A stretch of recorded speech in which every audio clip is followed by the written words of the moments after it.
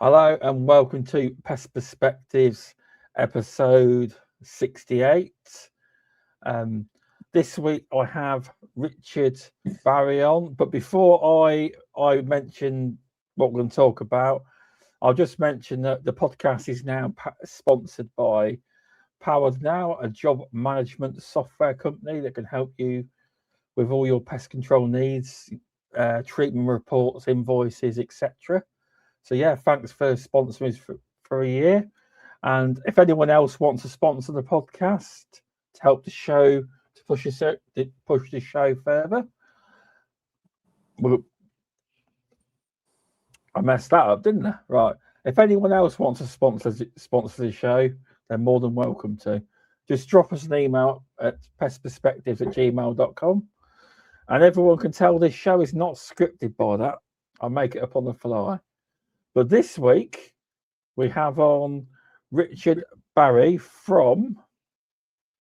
Oh, I've lost it now. From... Bedbugs. There we go. Bedbug experts, isn't it? That's it. There we go. Right. So how are you doing? And I tell you what, I think you should introduce yourself because I made that sound really crap. Yeah, so Yeah. I'm Richard Barrie. I own the Bedbug Experts. We cover the whole of the UK. A lot of our work subcontract to other pest control companies who want to use heat treatment. But we have a big client base that we also do, which is for major companies. So we are kept really busy. Oh, nice to hear. So if anyone wonders, Richard did want to come on camera, but due to technical issues, his camera won't switch on for some reason. Now, we tried the iPad, but I could see him and I could hear him, but he couldn't hear me. So we've gone with this option. So if you're wondering, that's why he's not on camera. He wants to be, but the powers that be are not letting him tonight. They're not. So how did you get into pest control then? Initially, when you first started in the industry? Yeah, so I was in the army, and when I left the army, my friend who worked for Rentokil lost his job, and he introduced me to the managers who were doing interviews, and I started off as a pest technician in the west of Scotland. Nice. And then after a couple of years, I became a supervisor, and then I worked my way through to a manager. Then I was a job team manager for Scotland. Then I went to Libya. Done pest control in Libya. We went to kill Libya. That's interesting. So what kind of pest control did you do over there? Was it what kind of things were you doing then? That's interesting. So we went over for a £24 million rat contract to clear rats in three cities. And then about 6 months into it, I started Rentokil private business called Rentokil Delta out there. Okay. And then a fun fact out there, when we were working there, we had to deal with the bubonic plague. So there's probably maybe only about, I think there's probably only about 15 technicians in the country who've ever dealt with the bubonic plague. Well, yeah, and then I would say you're pretty lucky, but it sounds quite scary. No, it was very good. It was absolutely brilliant. Then I went from there to work in Dubai, helped set up Dubai, Turkey, and Saudi Arabia. Done work in Saudi Arabia. I'm surprised you're not retired. You're a globetrotter. I was retired. Yeah, was you? But then I got divorced, so I had to come back to work. Oh, okay. No, I like working. It's boring sitting about the house all the time. So then I thought, right, I want to go back to work, but I don't want to do hard work. And because during Rentokil times I was a fumigator, then I actually thought that fumigators could do bed bugs, and we progressed into heat treatments with bed bugs with Rentokil, which I knew was relatively easy, but it was early days then. And we don't have the equipment. We didn't have the equipment that we've got now. So when I left Rentokil, I thought I don't want to do full-blown pest control. I'll do bed bugs, which is very simple. A couple of jobs, maybe 2 jobs a month, and that'll make my wages for a month. Okay. And then that was the plan. That was the plan. And then it just grew from there, and it just got bigger and bigger and bigger. Yeah. So what made you choose? I just got to say hello to the Bedbug Queen, and hello Jackie. I did see your Facebook message. The reason you can't see Richard is because his computer won't on this StreamYard. It won't work. So it's nothing to do with your phone. It's just the fact that the camera's not working. So we're just rolling with it. We are just so you know. So why did you want to deal with bed bugs? Like, obviously. Well, because I'd worked with Rent-A-Kill and we'd started off doing treatment with heat treatment bubbles. The idea was that I'd initially buy a bubble, but nobody will help you with heat treatments. They won't tell you what equipment to buy. They won't tell you where to buy it, in the early days. And it just so happened that I've seen some electric heaters, and I bought electric heaters. So I bought 3 electric heaters and 1 fan. And then I just started from there. I realised quickly that they didn't work. I then bought more equipment, and you realise it doesn't work. And then so it's a progression. It costs, to get to where we are today, trial and error cost a lot of money. Oh, it sounds to me like tens of thousands of pounds, because that heat kit, more than tens of thousands. Wow. More. And then you're learning all the damage that you do. So because nobody tells you what damage you've actually got to damage something, and then realise we'll not do that again because that damaged. So not only do you mean like, say you've heated a room and you've damaged some of the building, or you've broke a TV or something due to heat? Do you mean? Yeah, exactly. So it's like the electric heaters. First electric heaters I put into a building and burnt 3 squares and 3 carpets.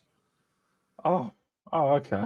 They stuck to the nylon. The nylon melted underneath them, and the heaters stuck to the carpet. Wow. So that's a learning curve, isn't it? Certainly is, and it goes on like that. It's like IKEA furniture would falls to bits. Certain types of IKEA furniture fall to bits because the glue melts, and same with certain types of worktops, certain wardrobes. That is a nightmare. Yeah.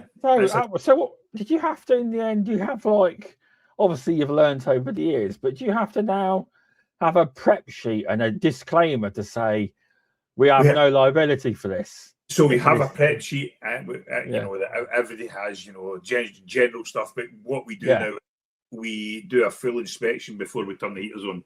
So we tell the people we might have to move stuff. We always have to move stuff. Do you know what I mean? But we might have to move stuff out the heat area. Not TVs and electricals. They don't damage. But it's more things like you don't want aerosols in a room. Obviously, you don't want cigarette lighters in a room. You don't you don't want live plants, things like that. Yeah. Well, yeah, I think I'd imagine that live plants you'd kill. Yeah. I would imagine. Yeah, we have. You never have? No, we have. Lots of things. Oh, you have?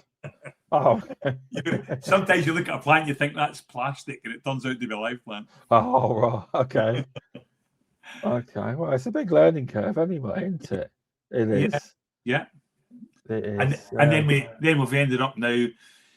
We then tried steam. Steam. Okay. Yeah. So we done steam, and we still do steam to this day. So we don't steam's something that we use, but we try to use it very sparingly. Because the thing that we see is that from our first treatment, you won't see bed bugs. Okay. That's the kind of guarantee we're giving. I did see that on the website. Actually, I did see that. So yeah. Now that doesn't always work. Sometimes people will see bed bugs, but that'll all depend on the situation. Like the house we done on Sunday, that there was just unbelievable thousands upon thousands of bed bugs. Thousands, absolutely thousands. Are they the ones you put the pictures up? Yeah, I've seen that. That looks quite bad, that. Yeah. We only showed one picture because you can't show the people. We don't want to show the people stuff, but, it was horrendous. They were actually, the bed bugs were coming out the front door of the flat. Wow. Did they manage to, did they manage to spread to anywhere else in the building? They spread to our flats, Wow. Yeah, it was just it was very, very bad, and that's not the worst one we've done. We've done worse than that, but it's bad. When your guys phone you and say bring suits, we don't use suits because we don't need to, because you stand in front of a heater hose for 1 minute. Yeah. Then there's no bed bugs on you. Bed bugs Well, die in winter at 51 degrees. Well, yeah. Mm-hmm. So we never tried to get to you, but obviously some jobs you have to wear a suit when you guys are telling you bring a suit. No, we don't wear any suits ever. You know, we just get in ordinary clothes, like I say, because you just stand in front of the hose for a minute and they all die. No, sorry. What I mean is when some of your guys tell you to bring a suit, it's really bad. Yeah, well, I knew it was bad because I'd done the survey in that one. Yeah. Even the person who got us in for the survey wouldn't walk in the flat. They wouldn't even enter the flat. No, you know it's. I can't tell a lot of details about it, but yeah. No, I don't expect you to. I don't. But obviously you got that discretion as well, haven't you? Because you're the professional. Yeah. It's a distressing situation anyway for someone to have bed bugs in the first place. Yeah. It is. Yeah. Unfortunately, some of the ones we do, especially London jobs. London jobs for us, we're in London every day of the week, and some London places. London's a horrendous place for bed bugs. Absolutely. Yeah, it's horrendous. Yeah. So we are in there every day. You know what? I'll be lucky if I get a few jobs a year in bed bugs where I live. We never seem to get them. Recently, I've been getting a lot of moths and fleas, a few moles, rats and mice. But yeah, don't seem to get a lot of bed bugs. But I don't go into Leicester. You see, if we went into Leicester, we're a city, then we probably would. But they'd probably be better to get someone local because of the price. Yeah, so we've got a guy in Leicester. Actually, stays in Leicester. Yeah. Oh yeah. Yeah. Oh, so nice. He does Leicester up to Leeds and across to Birmingham and things like that. Yeah. Oh, okay. And then further down south. This is why we get no bed bug work because of you. Further down south, we've got 5 guys. Yeah, nice. But no, it's that was a joke, by the way. You know, yeah. We don't really get much call for it. We don't. But so we're big subcontractors. So, like I say, we have a lot of pest control companies who they won't touch bed bugs. They just contact us, and then we give them a price, and they just put a markup. So that was a question that was going to come up. Do you sub? Yeah, well, you just answered it. There you go. Yeah, we do. Because obviously as you said before, it is a big commitment to buy a piece of kit. Even now, you don't really know what you're buying. You could buy a piece of crap. Yeah. And the problem is when people start bed bugs, they underestimate how much it's going to cost for one. So you're looking at, let's say you buy a van. A van's going to cost you 22,000 to 25,000 for a van. Then you've got to buy all the heaters. 35 these days or more. Yeah. And then you've got to buy all the heaters, the fans, the electric cables, all the redundant equipment for it. It's staggering. And it breaks down constantly, cables burn out, so the upkeep of it's quite, is a lot. So what are we talking for a basic setup? 50 grand? I'd say about 30, between 30 and 40. It's still a lot though, isn't it? For someone to put an outlay on and they don't know whether it's really going to work, isn't it? Well, I tell everybody, because the last time I was on a podcast, you get lots of calls. I'm starting bed bugs. And then you say right, let's talk about it. And you say, how many bed bug jobs do you get a year? And then figure that out, divide that value which you'd charge them with the money you have to outlay, 30, 40,000. Is it really worth it? To have a van sitting there, So a lot of people will jump in, and we get people who come on the phone to us and say, you want to buy the equipment? And no, we don't want to buy your equipment. We've got our own equipment, so it's difficult. Exactly. I feel sorry for people, but you can only tell people, and then it's up to them to dive in. Do you make your own? Kit? Is that what you're saying? No. I'm saying I feel sorry for people who buy equipment from. They get and buy it, and then they're stuck with it. They're not getting enough work. Yeah, it's a hard one. I think you should really, if you dive in. See, to be fair, for a lot of people, that could say you're doing well in pest control, and you're thinking, bed bugs is loads of money, and you dive in, and you spend all that money, it could actually put you out of business. Considering the fact that my van's 2-year-old and it's done 80,000 miles. You really do some miles, don't you? Wow, that is a lot. Yeah, that is. Yeah, that's a lot. Tomorrow I'm up, and the drive tomorrow is not so far. I think I'm 50 miles away tomorrow. I generally leave the house about 5 o'clock in the morning to get to the job for 8:30. So, and then I might not be home till 8 o'clock at night. Okay. And some nights, like last week, I had to drive from here to Skegness. That's a 6-hour drive. I'd done 2 jobs in Skegness.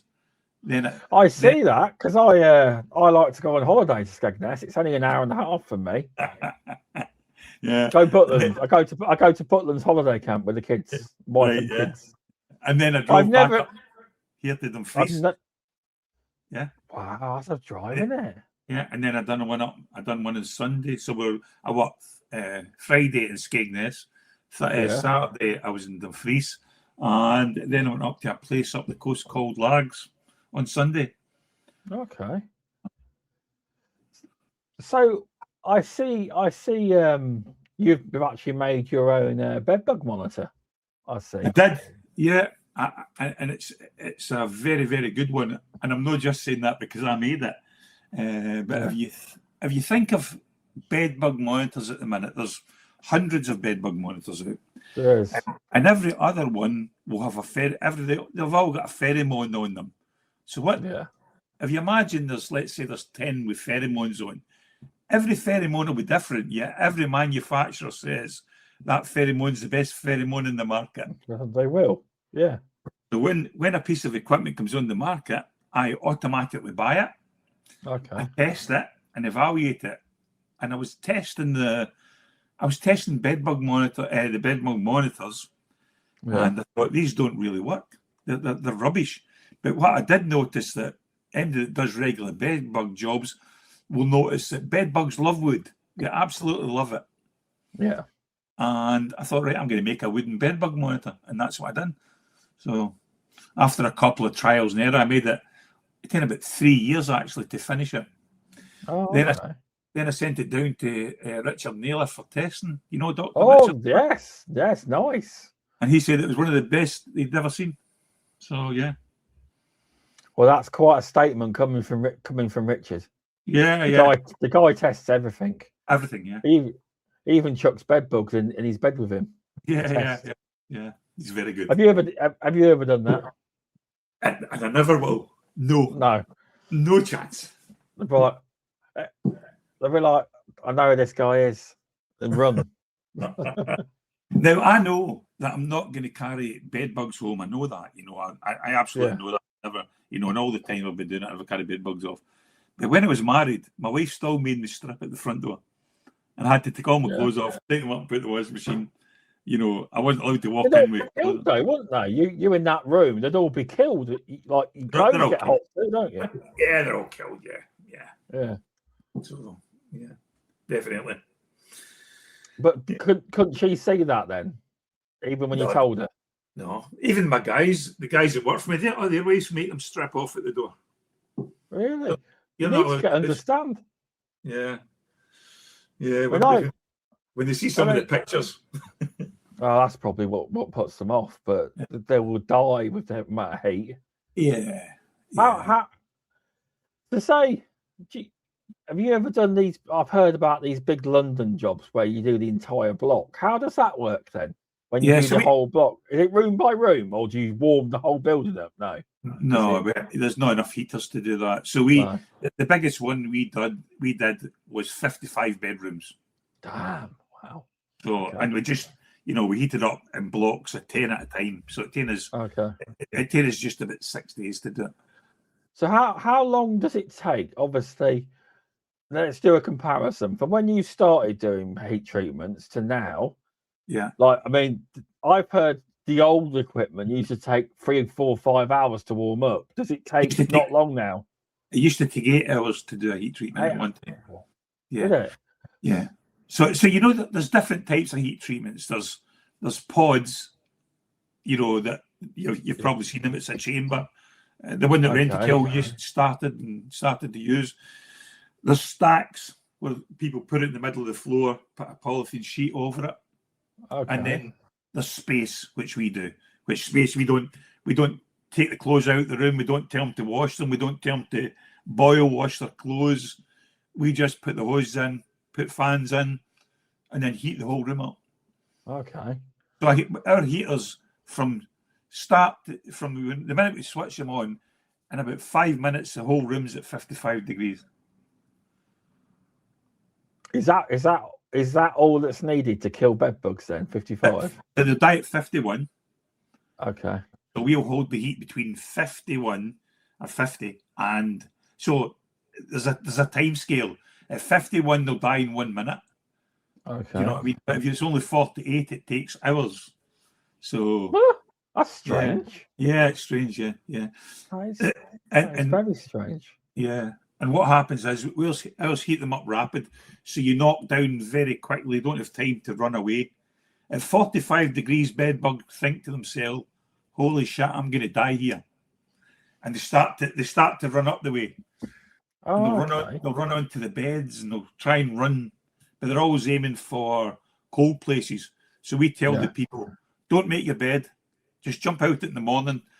We heat the room up and all the bed bugs will go under the pillows and the quilt, and then wait till it's 55 degrees, then we hang those up and kill all the bed bugs. So how long does it take you to get to the temperature at 55 degrees then? About no more than 10 minutes. See, that's amazing how technology changes. Yeah. So you said it used to take like 8 hours, and now it takes 55 minutes. That's really shows how far it's moved on. It does. The problem is that, and I get this a lot when people phone me up and they've bought the equipment. They get the room to 50 degrees and then they switch it off and think that's it. That's not it. Oh. You have to allow the everything to heat up to 55 degrees. So you have to constantly be taking readings and moving the fans and circulating the air, because we're not really interested in the adult bed bugs. They're dead easy to kill. It's the eggs. We're trying to hard boil eggs, and that's what we're trying to do. Right. I've got a question here. Yeah, I have from LinkedIn. I've got on my phone. That's why I'm looking down, because it's come up as LinkedIn user. It's actually someone called Lee Darby. Does the heat penetrate materials such as cardboard, wood, etc., to treat clothes in wardrobes or cupboards, etc.? I think she does bed bugs. She does. Yeah, so it does. Yeah. But you've got to allow, like I say, it's a soak-in time. It's no use getting to 55 and switching that off. You have to let the heat soak in. So the minimum that we're going to have temperature in at any time is 4 hours. Okay. That's the minimum. We're going to keep it at 55. Okay. So would you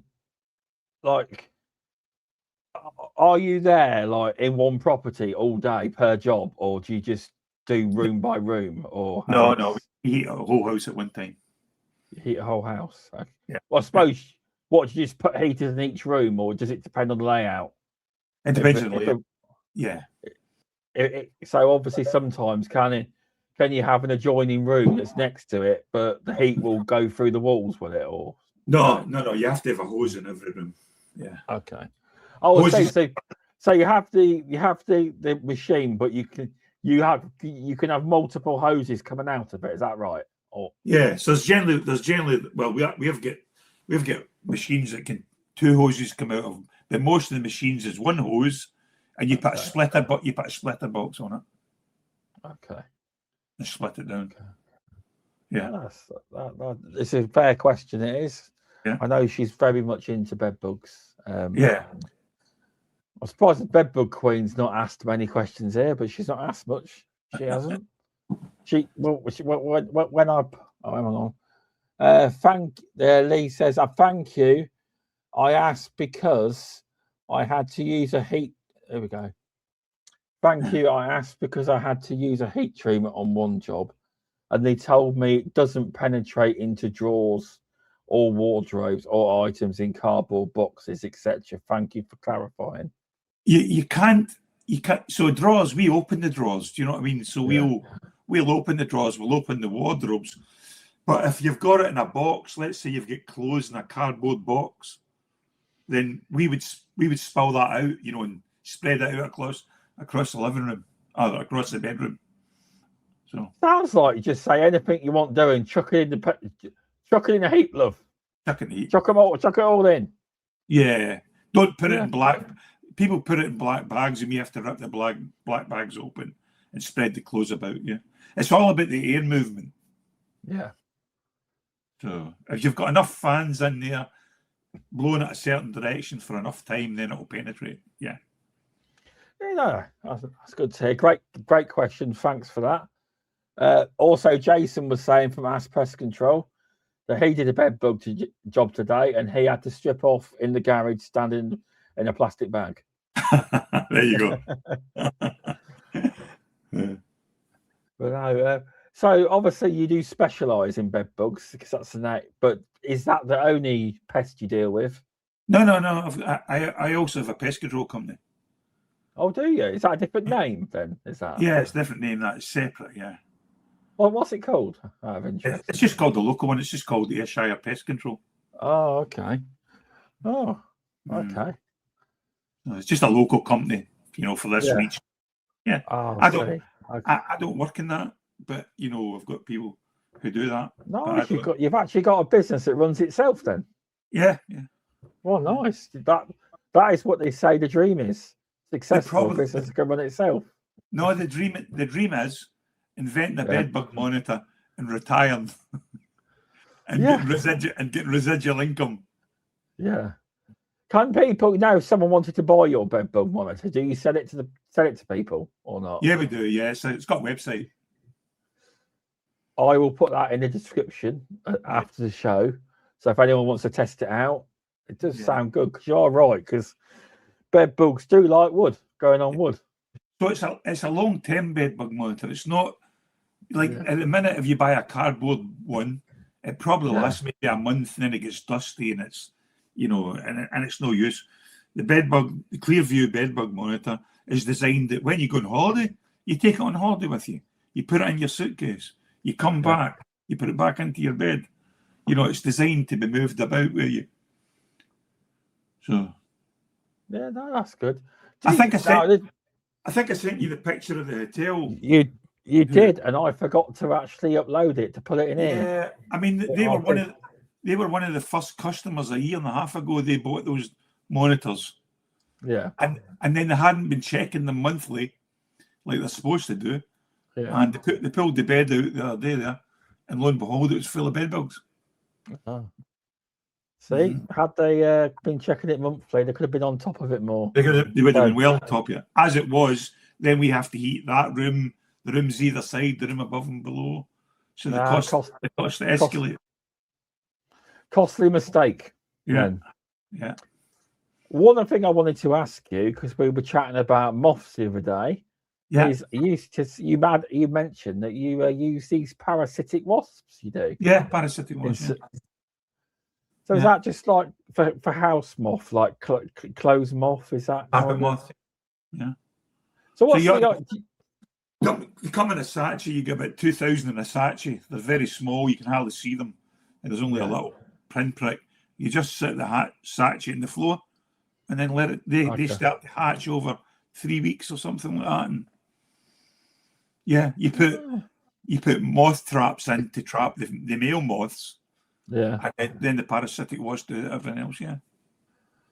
It sounds good though, because obviously it's non-toxic, but a lot of it though as well is the way you probably have to word it to the customer. Because I'm going to let loads of wasps off in your house, but you can't see them and you won't get stung. Yeah, but the thing is, the big sell is it's non-toxic. Yeah. So you're not using a chemical. No, you're not. That's the thing. And they die they're sterile. You know, they can't breed, so it's not as if you're going to get. So with that, to add a technical question, if someone was to have, say, a window open, they wouldn't just fly out the window, would they? Oh, I don't know. Probably. Oh, okay. Probably. Yeah. They're more likely to be in the carpet, crawling about the carpet. Yeah, to be fair though, if someone had in that region, I would say keep your windows shut. Yeah, that's a reasonable thing to say, isn't it? Yeah. It is, but no, I'm close to trying it. It sounds so cool. It really does. In the pest control side, we have been trying. We've been trying to move away from poisons. You know, we've been trying to buy electronic mouse boxes. We've been doing things like that rather than trying to use so much poisons and insecticides. Yeah, I have trialed a digital box. I did the Syngenta 24/7 monitoring. It's a hard one because you only got monitors in. It's like when it has an activation, it's like you've got to learn how many activations you need to warrant baiting it. Yeah, because correct. You can have 50 or 40 activations. It might be a quarter of the block. Yeah, it might be. You've got to try all these things, and it takes a bit of time to figure out. Yeah, it was an official trial. I didn't pay for it. It was through the MPTA, obviously. But this was before I became a board director. It was before that, because I was like mouthing off on LinkedIn like I do. I say digital is not for small businesses, and people seen it, and they said, "Do you want to try one? Do you want to try it then?" Oh, all right. But I liked it, but I said that it's got to be the right client and the right customer. And the right place. If you've got, say a food site or someone that's a bit more high priority, then it would probably work better. That would. Yeah. But it's difficult to do it. It's basically the cost. The costs were quite substantial. They were. So it'd have to be someone more high end. So I didn't, in my review of it, I didn't totally slag it off. I just said, I feel that if a small business had a bigger site and it's higher end, then it probably might suit that site because of the costs. Yeah. Because we're not talking 500 quid a year. We're not. Yeah. Costs a big issue in pest control, and people are always wary of it. They say like, the client can't afford that. You're thinking, and that's people thinking they're judging a client. You know what I mean? So you have to give them. I agree. I'm probably, for me to come and do something's really expensive. You know what I mean? Doing the heat treatment, but you get what you pay for. You'll get a good night's. You'll get a good night's sleep that night. I don't have to, follow up. Although I do follow up because I feel that when people are paid that much money, they deserve a follow up. You know what I mean? But yeah. So I did. No, you are right though. It is a big thing in pest control because we've changed the way we are now. We offer a lot more than we used to because you're right. There's a big mentality. I've seen it on the groups. And they actually say, I know my customers won't want that and he won't want to pay for that. Yeah. Rather than asking the client, say, here's your options. Yeah. Do you want them or do you just want this? So anybody that's worked for Rent-A-Kill for a long period of time would do that. Because they know there's no Rent-A-Kill prices. They know that the customers pay for it. So people, anybody that's worked for Rent-A-Kill is going to go in and charge top dollar. They will, because they've got the experience and they've also got the sales experience of how to sell it as well. Correct. But a lot of people that come from smaller companies haven't got that experience. But I'm just getting, we do a lot of, in rodent, we do a lot of proofing now. Yeah. I always should have done, but I wasn't confident in how to ask people. But now I word it as an optional survey. It's free.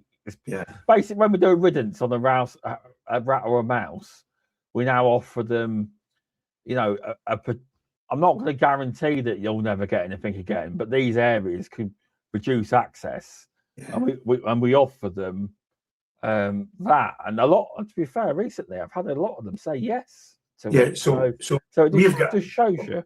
on our quote sheet when we're quoting for a job, it'll say, right, we're going to do the rats and mice for X amount.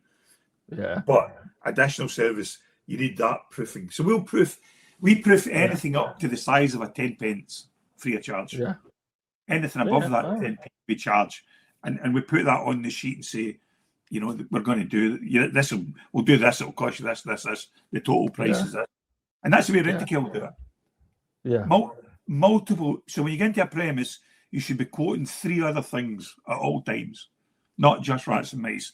So you should be quoting three other things, options. Okay. So let's say let's take a house, for example. Yeah. If you were walking into a house and you're saying, right, you've got mice, you would be offering to do the vent covers. That's one option. Yeah. Brush strip is another option. Yeah. You know, so there's three things you've just quoted for the one house. Okay. Add in bait stations, monitoring points, long-term. Oh, I know they love their bait stations. They do. Long-term contracts. Yeah. Will come visit. So you shouldn't be quoting. You shouldn't be walking in and blindly quoting for a pest control job. You know, I'll do a 3 treatment job for rats and mice, and then just walking out the door. There's more opportunity there. Well, that's what we do now. Obviously, we do the resident's job, but we also now offer them the additional proofing, and it's really worked. Yeah. Stuff that I didn't think would happen. Like recently, we got a quite substantial house. This isn't a normal house. Quote got accepted. It was nearly $2,000. Yeah. Exactly. And that's a lot of vent covers and all sorts. But I was a bit like, oh, shut up. I'll do it. And then she never accepted the quote. And when I went on the visit last time, I mentioned it to her. She said, oh, I've been meaning to talk to you about that. Mm. And then I came downstairs from doing what I was doing. Yeah, we'll do it. We'll have it. Yeah. It's like the bed bugs. So when I walk into let's say a hotel, I'll offer them the bed bug treatment. I'll then offer them the Clearview bed bug monitors. And I'll offer them a contract for me to come in and check those. And if I find them, you know, we'll give them reduced cost in the heat treatment. That's really good. That is. I imagine that you get a lot of people take you up on that. Do you? Yeah, we've got a couple. You've got thousands. That means we've got a couple. No, that's a good idea. But yeah, so if you're listening, at the minute, you know, because people, there's people starting the pest control industry, and I was fortunate to start with Rent-A-Kill, but people just start and go on a course, so they've no sense of what to charge. But at the minute, we've got people going in and doing bed bug jobs for £125, £150. That's well too cheap. Well too cheap. But that is. You'll never get a bed bug job off me for any less than £1,000. I wouldn't even walk it. I wouldn't get out of bed for £1,000. Oh, I was about to say that. You beat me to it there. So it's. You did. I think that people in the whole pest control industry, a lot of people are in a race to the bottom. I agree. It's you got to charge what you think you're worth, and you know, because a lot of people, I'm not saying everyone is, but a lot of people don't take into consideration the costs of the job, the cost of the materials. If you're in a trade body, van insurance, wages, etc. Exactly. Yeah, it was just about your national insurance, your staff wages, you know, everything that goes with it. There's a calculation that you have to make, and you know, and you have to add everything in. And when somebody says to you, "Why is it so expensive?" you just rattle those off. Yeah, I'll tell you why it's so expensive. I've got to pay for vans, insurances, you know, blah blah blah blah, and rattle those off to the customer. They don't think of none of that, obviously, because they don't have the business mindset. But there's a lot of pest controls that don't think about any of that. I mean, I've seen people say, "Oh no, the cost of a wasp nest is you know, I mean, cost to do a wasp nest." Yeah. I see it online, 30 quid. I said, "Shut up! You don't even know what you're talking about. £30 to do a wasp nest." Yeah, right. You can't. But they don't think of, but they don't. I don't mean the price they're going to give the customer. their cost to do it, Yeah. but they don't take everything else into account. They don't. Once again, it's all about they haven't taken into account the cost of the vehicle, the insurance, the tyres, the petrol to get there. Exactly. Everything else. Them just doing a wash nest for £30. It's off their head. Yeah, let them do it. I do not charge that. I'll tell you where you should. I'll tell you where you should be pricing. If Rent-A-Kill's £300 to do a wash nest, you should be anywhere below that. I did. I tell you what I did, and it was a couple of years ago now. There was a contract pub that had them, and they charged. These were easy. These were in the Vicam days, obviously. Yeah. A few years ago now, and there was two. They were very simple, probably two poles, not very high up in the eaves. One at the front, one at the back. It was £1,600 for 2 nests. Yeah. They rang me, and I did it for, well, at the time I think it was $250 for both. Yeah. So not bad. I tried to get the contract for the pub, but it never happened. Yeah. Yeah. It didn't. But Yeah. So it's like, once again, it's what you can't think what the client's thinking. You can't say you've got to make a living. Nobody should be charging the sale nowadays out for any less than £50 an hour. That would be the minimum. I would say. You're right, because we're supposed to be a skilled trade. We are. Yeah. And I'm talking £50 an hour plus 20% for prep. Yeah. So exactly. So yeah. So also Jason's got a question here. Which of your monitors do you think work the best? He's obviously been on your website. The standard or the dark top ones? So the dark top ones are for when they're lying out in the open. So bed bugs, we know, generally like dark areas, don't we? So let's say you were lying it out, somewhere where it was light. That's why the dark ones are there. So you're lying it in a carpet or something like that. Then the light to get into the dark. Yeah. Okay. But the white ones are superb. They're superb monitors. Mm-hmm. Oh, there you go, Jason. He's probably been looking on your site. You might notice a sale going through soon. You never know. Oh, I know Jason. Oh, you do? Oh, nice. Yeah. Good guy. Have you ever tried his downpipe Chad guards? Yeah. No. They're very good. A very good product. They are. Yeah. I tend not to look at the. Well, you're that busy. Yeah, but you're that busy with bed bugs. I wouldn't imagine you'd have time. At the minute, I'm spending a bit more because one of my guys died and I've got a new start. So I'm kind of sorry to hear that, mate. Sorry to hear that. Yeah, Did he work for you for a long time? We worked together for 34 years. Oh goodness, that must have been wound. Sorry to hear about that. Yeah, it's terrible. It was a shame. That is. But I've got a new start work up now, and they're really into TikTok and everything, so they do all the TikTok with him. She's very funny. Oh, have you got? Out of interest, has your business got a TikTok? It's got account? one, but we don't use it much. Get him on it. Get him on it. I've got a web guy who does all that sort of stuff. Oh, yeah. So I do it. Yeah, but if this lad's young, is he going to? No, it's a girl. A girl, but if she's into it, let her do some TikTok. You'll find that she probably do a better job than your web guy. I'm telling you. Yeah, she started doing them, so she's quite funny. Oh yeah, that's good then. Because a lot of them videos can get like, I've got videos on there that it was me telling people not to block a wasp nest hole. Yeah. 212,000 views. Half of the world telling me I'm an idiot. Don't know what you're talking about. And the others saying, no, he's right. I tried doing that. And they still came through into my living room.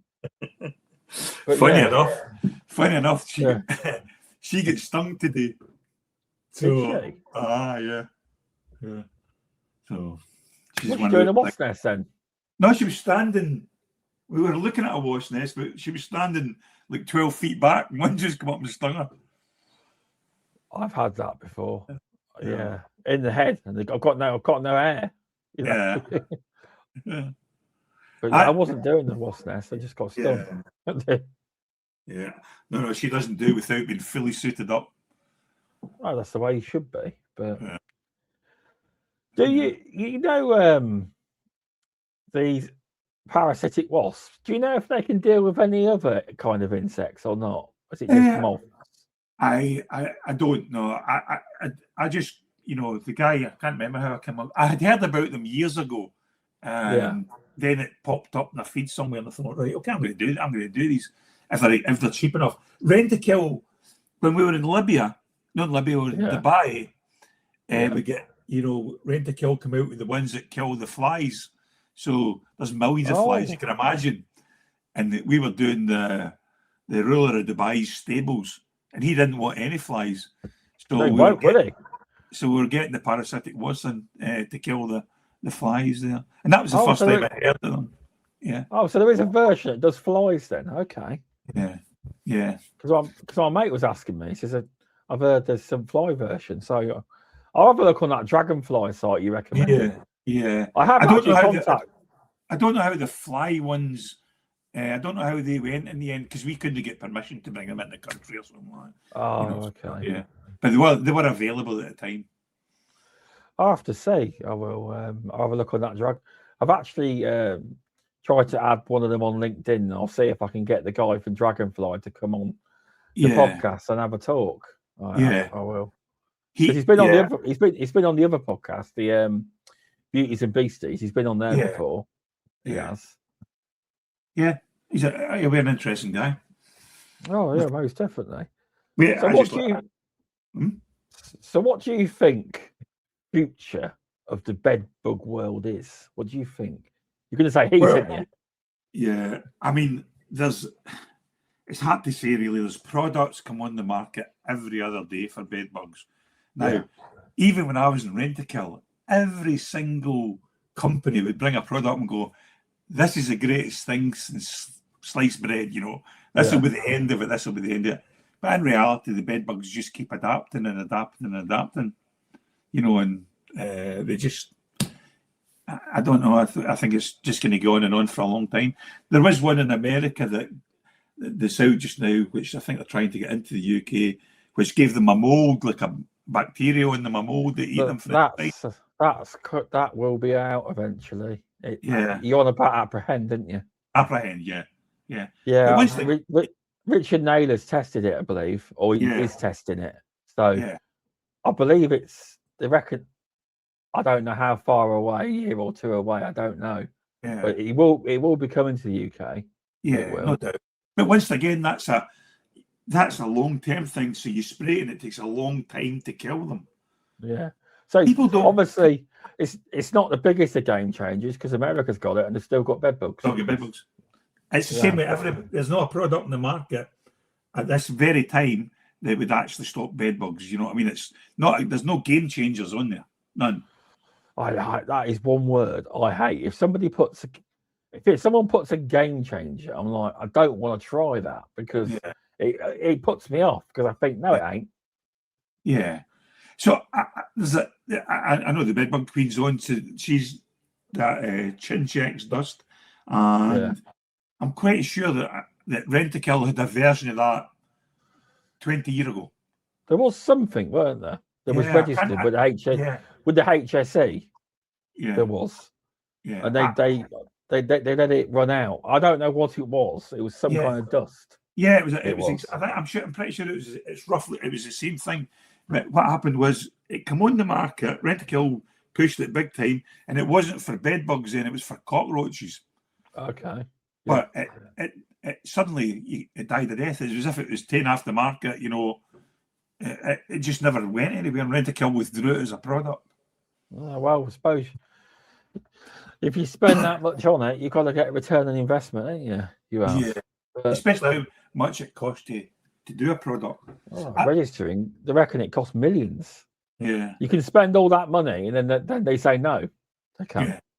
It's like, once again, the Clearview bedbug monitor, the amount of money then to patent it and everything like that, is substantial. You've got to build models, test them. You send them to Dr. Richard. He tests them, and then that doesn't work, and then you come back, you test it again till you get the correct one.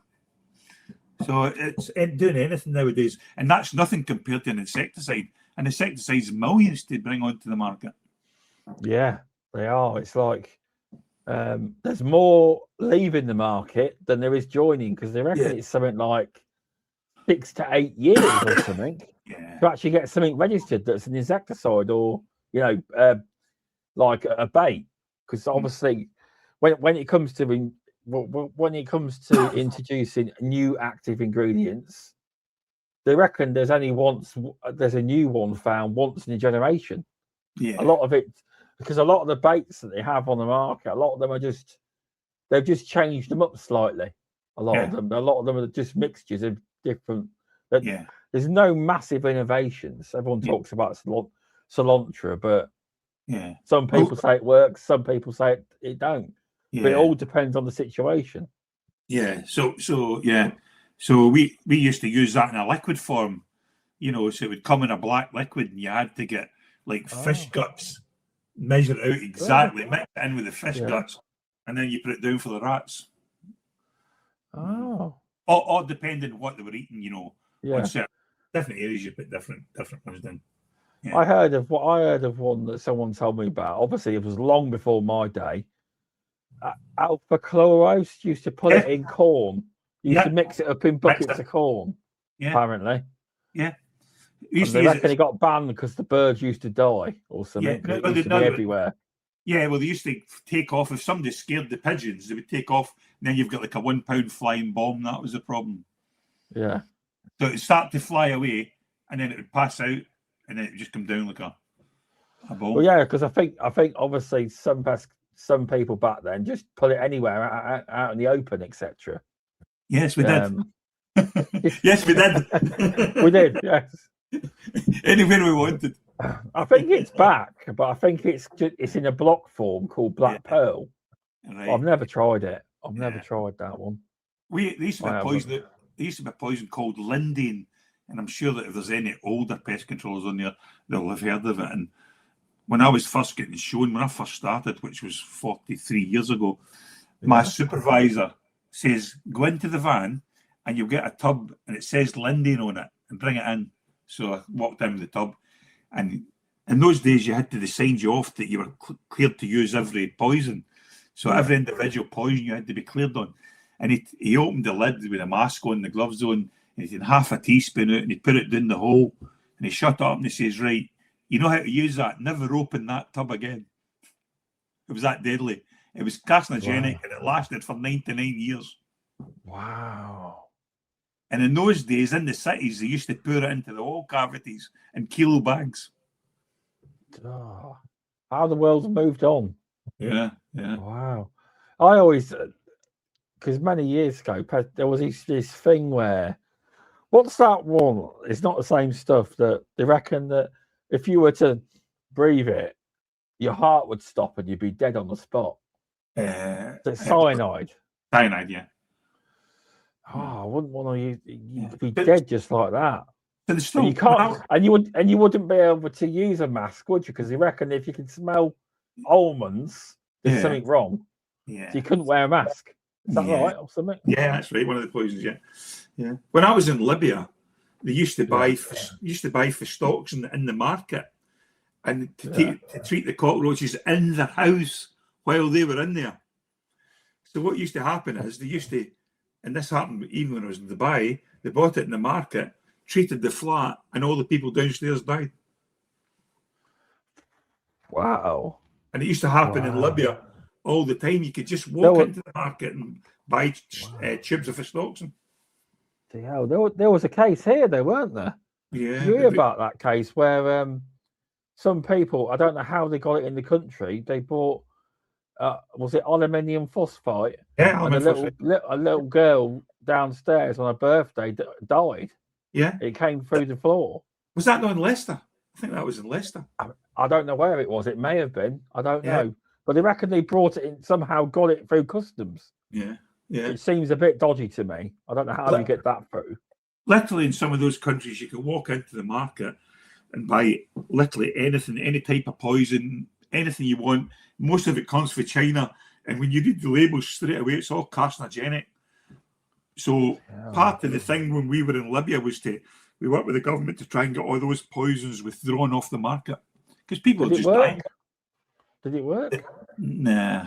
No. As long as people they don't care. It's just not one of those things that they worry about. You know what I mean? So, do you think it's changed or just still the No, same? it won't change. Wherever they can make money, they'll make money. Yeah. So in Libya, I'm trying to think his name now. The rat guy from Reading University, he came out because they wanted to do the testing of the rats, so they cut off their tails and send it away for testing to see if they're immune to the poison. And he'd been all over the world, and he said that it was the most rat-infested places he'd ever been in his life. They were literally just walking down the street beside you. Bloody hell. Yeah. Wow. And then in the bubonic plague, when we'd done the bubonic plague, I had flew back here on holiday, and I literally landed at the airport, and he says, get back on the airport, get back on the plane, fly back up, they've got bubonic plague. And we were there for 8 weeks. So how did you deal with that then? So it spread. People think it's the rats. It's the fleas that are on the rats, not the rats. It's the actual fleas. So what you have to do is you've got to treat all the burrows. So you can't. It's spread by the fat sand rat, which is immune to bromadiolone and all that because you only eat salt bushes. So what we did was we had the army, 50 soldiers lined up, and they'd walk forward, stick a sticker in the burrow. Then we'd have guys come along, pump dust in there to kill the fleas as much as they could. Then we would drop the stocks and burrow, close the burrow and just gas the fat sand rats in the burrow. And we had to do that round all the villages. But while you were walking there, I bet you felt really important when you had the army with you as well, didn't you? Well. So just when where we were walking, Tobruk was one of the most mined places in the world during the Second World War. It's still one of the most, other than Ukraine now, where there's the most landmines. So camels get blew up all the time and everything like that. So as you were walking along, you were finding old pineapple grenades, you were seeing landmines, you were seeing everything lying there. So you had to avoid it and not walk on them or touch them. So, goodness, mental. Yeah, you've seen it all, mate. You have. Yeah, you have. But no, it's been a good chat. It has. Yeah, I've learned a lot, and I'm sure people watching have learned a lot. Yeah, it's been a great chat. Thanks for coming on. So, if anyone wants to use your services to subcontract, would you like to tell people where they can find you? Yeah, just go to the website, the Bedbug Experts. And I will put all that information in the description when I publish it properly. Yeah. I will. But no, thanks for coming on. No problem. I'm sorry my camera didn't work, but I don't know what was wrong with it. Right, at least your voice works. When I first tried to book you, like, I haven't got a voice, mate. I've had surgery. I just had surgery in my throat, Yeah, you did. So your voice is doing well. Yeah. I can understand you anyway, because you said to me you got a thick Scottish accent. I can hear it. I can understand you perfectly. I'm concentrating on trying to speak slowly. Oh, I see. Oh, okay. It's a mental effort. I've got a Scottish family though. I have. Yeah. Because a lot of my family, I don't know whether you know, there's a place near me called Corby, and a lot of people moved from Scotland down to the steelworks in Corby. They did. So that's how the Scottish element, and then met. They set up there, and they call Corby mini Scotland, but not so much these days. Yeah, they do. Because most of the steelworks now, it's been all been knocked down. But the last of it's been knocked down now. Yeah. But anyway, Richard, thanks for coming on. Everyone seems to have enjoyed it. Jason said, thanks, guys. And Jackie said, a very interesting podcast. Thank you. But yeah, thanks for coming on. I'll just end the stream, but if you want to hold on for just a second, I will chat to it. So thanks, everyone, and I'll see everyone next week on the podcast.